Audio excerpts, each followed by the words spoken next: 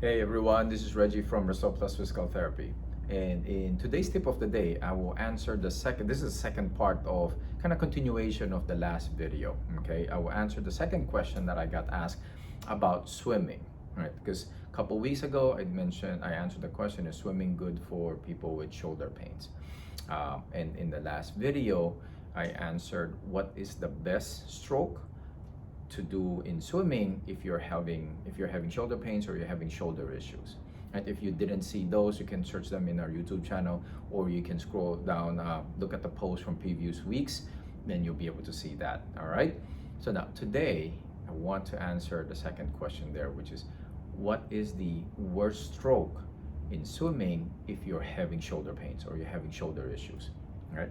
So I would say the worst stroke that you can do in swimming if you're having shoulder pains, or let's say you just recovered from shoulder pain, you're not fully recovered yet, will be anything that involves overhead movement. And that usually will be the freestyle, okay, or the butterfly.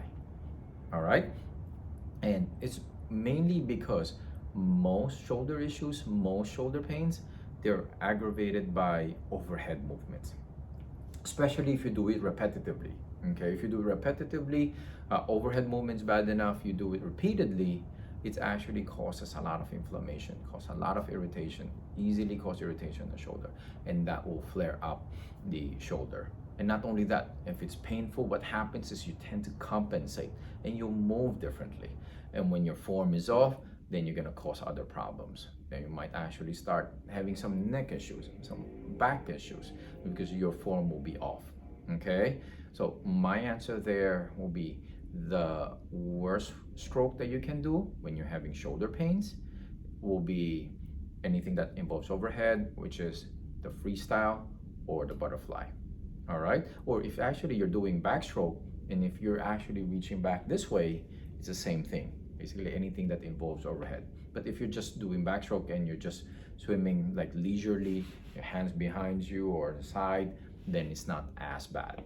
Okay, because I've seen some people do backstroke like that and they just kick. It's more of just relaxing, okay, rather than racing or being competitive. But anything that involves overhead with those strokes, definitely avoid those if you're having shoulder pains or if you actually just recovered from a shoulder injury.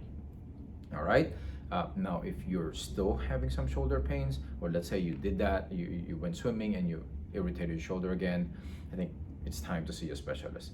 It's time to get a good program so that once you get rid of that pain, you won't get that pain coming back again. Okay, and that's what we do with our patients in the clinic. All right, so if you need to contact us, you can contact us by phone, by DM, or you can reply to this email.